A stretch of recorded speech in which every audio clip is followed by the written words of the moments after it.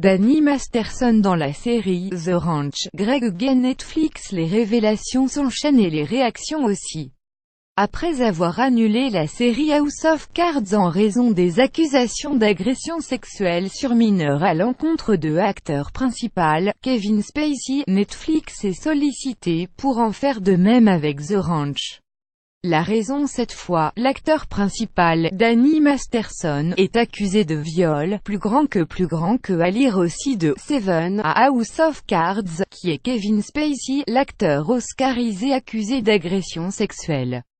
La pétition, qui demande à Netflix de suspendre la diffusion de la série, explique que Netflix a fait ce qui est juste en annulant la série House of Cards lorsqu'ils ont appris que sa star Kevin Spacey était accusé d'agression sexuelle contre un mineur. Le texte, diffusé sur le site CARE2 et déjà signé par plus de 1000 personnes, fait ensuite le lien avec Danny Masterson, accusé par 4 femmes de viol au début des années 2000. Agressée lorsqu'elle était inconsciente. La pétition déclare que l'une des accusatrices de l'acteur de That 77 Show a déposé une main courante auprès de la police en 2004 pour dire qu'elle avait été violée l'année précédente. Elle affirme avoir été sexuellement agressée alors qu'elle était inconsciente. Son dossier aurait été rouvert quand de nouvelles accusatrices sont sorties de l'ombre, selon la pétition qui précise que le bureau de la procureure de Los Angeles, Jackie Lacey, examine cette affaire depuis le mois d'avril. Une porte-parole de Netflix a indiqué à l'AFP que le diffuseur était au courant de ces allégations et de l'enquête associée, avant d'ajouter « Nous réagirons s'il y a des suites ».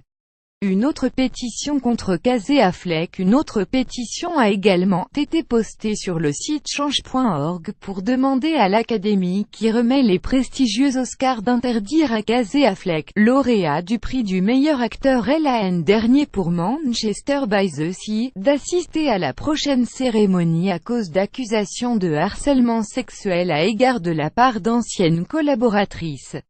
Par ailleurs, la journaliste Amy Kaufman a tweeté que depuis la parution d'un article sur des accusations d'agression et de harcèlement sexuel contre le cinéaste Brett Ratner par 6 femmes dont les actrices Natasha Henstridge et Olivia Munn, des allégations réfutées par l'intéressé, le quotidien a été contacté par plus de 45 personnes avec de nouvelles accusations. Vendredi, Corey Feldman, qui depuis des années affirme avoir été victime d'un « cercle pédophile » à Hollywood lorsqu'il était un enfant acteur, on l'a notamment vu dans les Goonies, a déclaré à la télévision, puis sur Twitter que l'un de ses agresseurs était Lloyd John Grissom, acteur des années 1980 avec 2 SA actifs dont un avec Feldman.